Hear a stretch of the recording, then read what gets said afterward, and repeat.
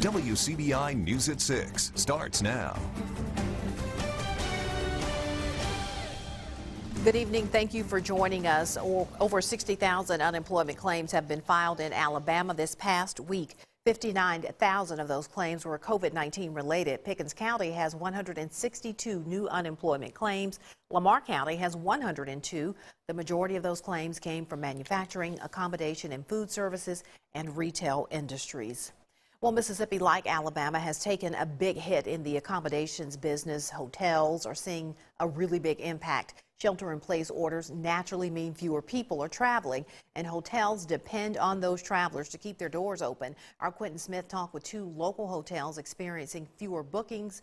He joins us live with more on that. Quentin.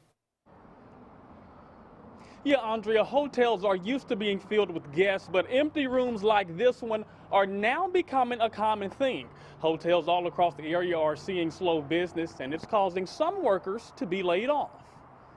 An empty lobby, empty bedroom, and not much going on at the front desk. This has become the new normal for staff members at Days Inn. Honestly speaking, the business has been really dull. We usually have the occupancy of about 60 to 70% during this time of the year.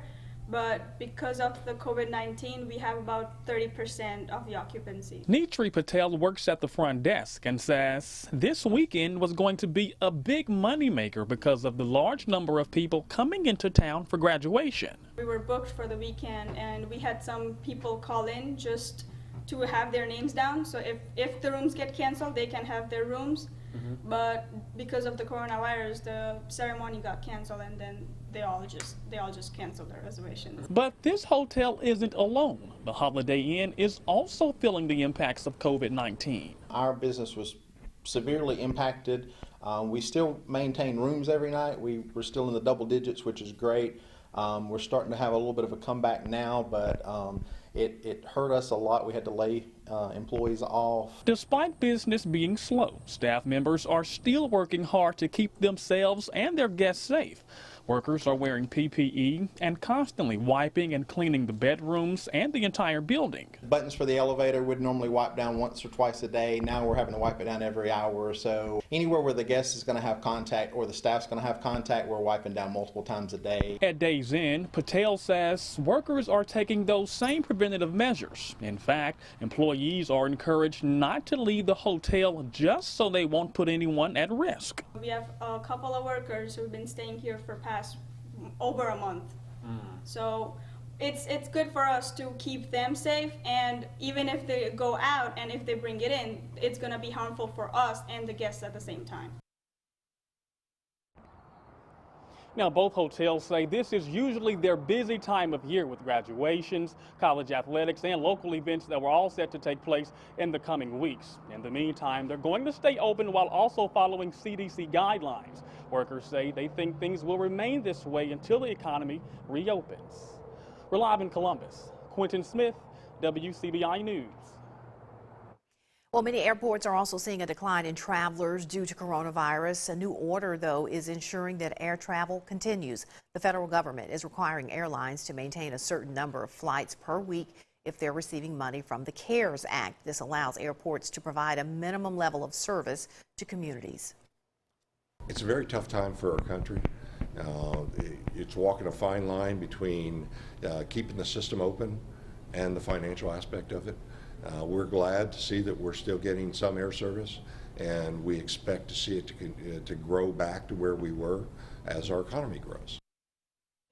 Now, for the first 2 weeks in May, Executive Director Mike Hainsey says they will cut back to one flight a day. After that, he says they'll gradually increase flights as the economy reopens.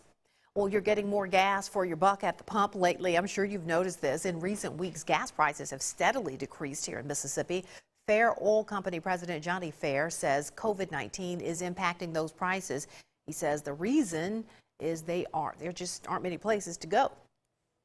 You've seen a lot of prices falling at the pump over the last few weeks. Obviously, people staying at home and not driving much. There's a lot of people that their car probably hadn't moved much in the last month. So, that's had an effect on things. Fair also says that once the pandemic is over, there is a possibility that you'll see those prices going back up.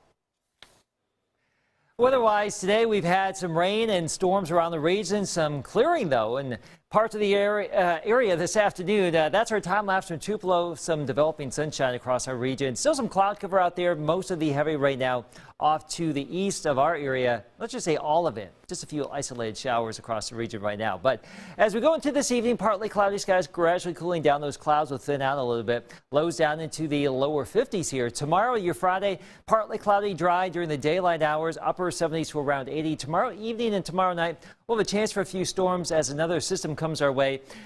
I think these storms weaken as they come into North Mississippi, so we don't really envision any major problems. I'm back with that weekend forecast coming up. All right, a look now at the latest COVID-19 numbers. The State Department of Health is reporting 259 new cases and 8 additional deaths. Statewide numbers now stand at 5,153 positive tests. There are 201 deaths in the state. Monroe County has the most cases and most deaths in our area.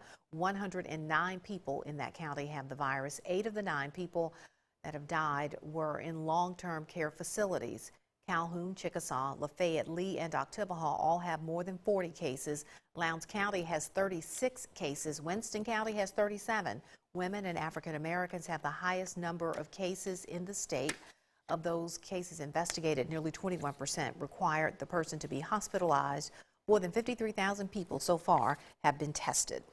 Well, Mississippi businesses and manufacturers are stepping up in the fight against COVID-19. Governor Tate Reeves spent much of his briefing today highlighting what several companies are doing to keep Mississippians safe. Some of those include Cathead Distillery, where they're making hand sanitizer. Blue Delta in Tupelo is also helping out. They're making face masks for people and for healthcare personnel. A number of other businesses are also making an impact. We are all in this fight together. When we stand united, nothing will hold us down. When we stand united, we emerge stronger as a state, and when we stand united, we emerge stronger as a people. Now, the governor is also urging Mississippians that even with restrictions loosening, people still need to practice social distancing, wear face masks when out, and try to stay home as much as possible. Well, business owners across our area doing what they can to keep their doors open during the shelter in place. Allie Martin has more from 2 businesses in Monroe County managing to weather this economic storm. Although there's no foot traffic inside the Blue Owl in downtown Aberdeen, owner Shelley Bowen has put antibacterial covers on the doorknobs. The housewares and gift store reopened this week with curbside-only service. And people have been contacting me through Facebook or giving me a call, a text, and they just pull up and I take it out to them, and it's working great. We've had a lot of support from that, and it's very much appreciated. Bowen opened the Blue Owl in October and enjoyed a big Christmas season, but the coronavirus shuttered her store for 6 weeks. She is glad to be easing back into business. We do need to be able to open up. Of course, we don't want to do it too soon. We want to keep everybody as healthy as we can. But for small businesses, it's been a struggle.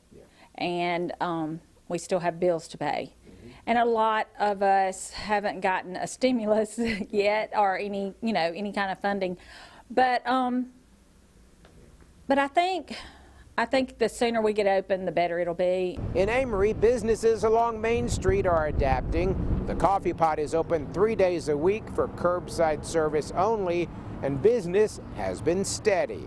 Since we missed our beloved Railroad Festival this year, I was asked by so many of our customers, could we do a flair of that some way? So I collaborated as many recipes as I could, and so for the last 3 weeks, we've been doing a different Railroad Festival special. And then to mix all the flavors up, we flip it. Aaron Reeves owns the Coffee Pot, and across the street, Amped Nutrition, which makes healthy shakes and energy teas. Reeves says the past 6 weeks have taught her a lot about running businesses during a national crisis. We have really boosted our social platform media. That has been a big deal, is learning how to market your business.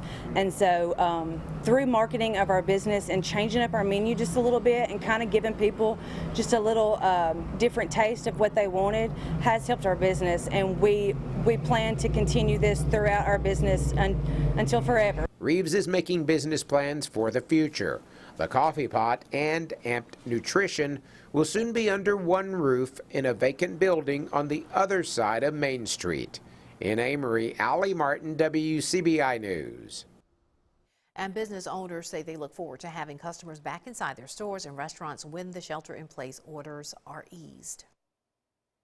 Empty streets are proving to be a temptation to some drivers, and area police department is trying to slow them down. We're off to the races when we come back. Aberdeen police are cracking down on reckless drivers. In a Facebook post today, the department listed several muscle cars in the notice to the public. The agency says it's not targeting or stereotyping these vehicles, but officers will be watching for those vehicles and others causing a problem in the city. Fines for reckless driving and other offenses along with towing costs are listed in the post. Aberdeen Police Department says those prices will go up. Officers say this is to warn people and prevent any accidents. Several people commented on the post and disagreed with the decision. The Choctaw County Sheriff's Office is asking for your help finding a teenager. Police say 16-year-old Marissa Reed left her parents' home in Mathiston April 21st. She was last seen wearing a gray t-shirt, shorts, and Birkenstock sandals. If you have any information, call the Choctaw County Sheriff's Office. Bond is set for the man arrested in a deadly Columbus shooting. A judge set Tyler Blackwell's bond at $150,000. The 18-year-old is charged with murder. Columbus Police Chief Fred Shelton says this shooting remains under investigation. It happened Monday afternoon on 5th Street South. You're looking at video right now from the scene where 20-year-old Xavier Johnson died. Lowndes County Coroner Greg Merchant says preliminary autopsy results should be complete soon. Chief Shelton says the shooting happened after an argument. When police got to the scene, they found several shell casings and Johnson in the street. Shelton says no other arrests are expected right now in the case. In an unrelated shooting, 32-year-old Corey Rice is wanted for aggravated assault. Columbus police were called to 22nd Street South and Bell Avenue back on April 11th. Investigators believe this was an argument also that led to a shooting. Chief Shelton says Rice was supposed to turn himself in to officers this week, but so far he has not shown up. The victim had serious injuries after the shooting. Webster County deputies arrest two men in connection with a burglary. Austin Williamson and Justin Richardson are charged with burglary of a commercial business and malicious mischief. The alleged crimes happened on April 12th. The Sheriff's Department's Facebook page did not release any additional information about the alleged crime. Williamson and Richardson are both out of jail on bond. All right, pretty nice day out there. Got some rain a little bit. Things improving. We need some improvement. Good news here, Andrea, for the last 36 hours, most of the significant weather stayed just to our south. Now, we've had some rain and some gusty winds here, but the more intense activity stayed away from us. Some storms may brew up in Arkansas tomorrow and be hefty in the afternoon, but by the time they get here, I think they'll be weakening. We'll have that full forecast next. Your WCBI First Alert AccuWeather forecast with Chief Meteorologist Keith Gibson. The weekend is upon us, and for the first time in a couple of weeks, we have no severe weather in the forecast for a Sunday, and it's going to be just about perfect Sunday, 71, maybe a few showers early Saturday, 75, but this has been the year of rain. Check out these numbers. Columbus, 69% of the yearly average, almost 39 inches of rain, 31.67 in Tupelo, 58% of the yearly average. Starkville sticks out like a sore thumb here, 43.17 inches, 78% of yearly rainfall in just the first 4 months of the year. Can you believe it?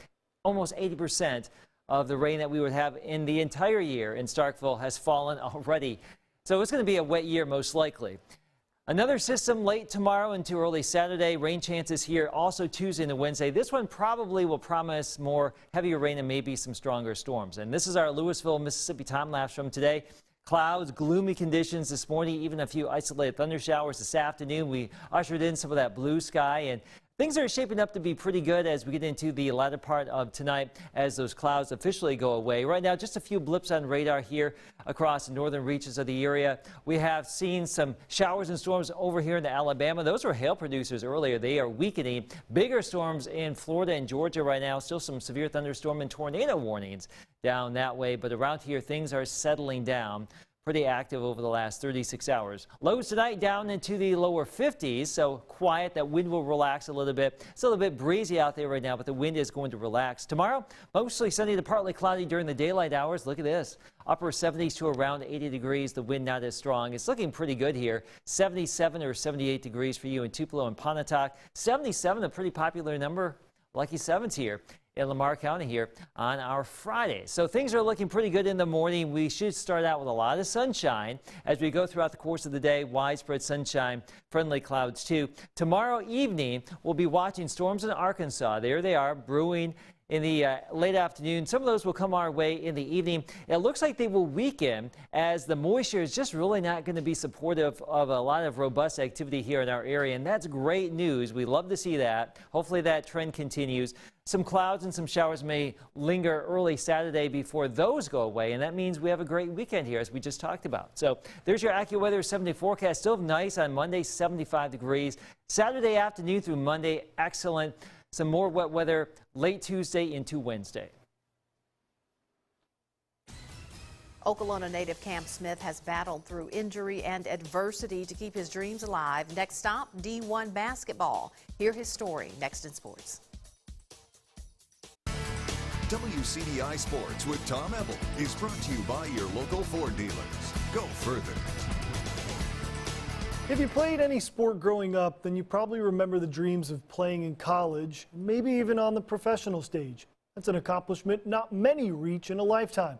Okolona Cameron Smith is one of the local hoops guys who refuses to give up on that dream. WCBI Sports' Courtney Robb has the story. I'm from Okolona. I have to put, I have to get an edge on people. I'm not extremely athletic. I'm not extremely strong. I'm not extremely fast. So I just have to find an edge on everything I do. Dreams of making an NBA roster are born in towns like Okolona, Mississippi. A community with less than 3,000 people, a school, and a few stores is all you'll find. It's where Pearl River Community College forward Cameron Smith first held a basketball in his hands. However, it's not where he plans for his hoops career to end. Once I got good at it, it was actually I felt like it was my way out. So, so I wanted to provide for my family through the game of basketball. And that was just it. After battling a broken kneecap and multiple surgeries, one infecting down to the bone, Smith wasn't always sure he would have the chance to play college ball. Smith never lost hope. 22 staples later, he donned a jersey with the same number and went on to have a strong senior season, finally signing to continue his career with Pearl River. I was always on myself so hard, so I just took it upon myself to start getting up at like 4 o'clock, 5 o'clock in the morning and just run. And I still remember I just break down crying by myself, just trying to get back into it because I know what type of player I could be. 2 years later, Smith now finds himself on a Division I roster after committing to play for California State University Bakersfield, the next step on the road to making it to the pros. I know I can do it, so it's just a matter of time and who sees me, how they see me, and where it. And I just feel like the location of LA is the backdoor scouts. So if I go up there and handle my business like I should, yeah, I should be pretty good. A glance at the ice on his hands hints at number 22's resume. The next one, the future Roadrunner looks to add an NCAA championship ring. March Madness is self-explanatory. You gotta play your best ball in March. So if I'm playing my best ball in March, in a March Madness, I will have a scout. When Smith hits the hardwood as a Roadrunner, he says he expects to take the best player out of the game.